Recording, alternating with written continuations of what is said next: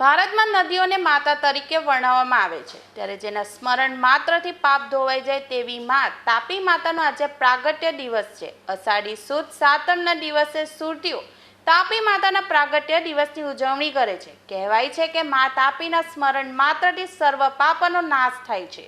ત્યારે તેના દર્શન માટે હજારો શહેરીજનો રોજ સવારે અને સાંજે તાપી નદીના કિનારે ઉમટી પડે છે.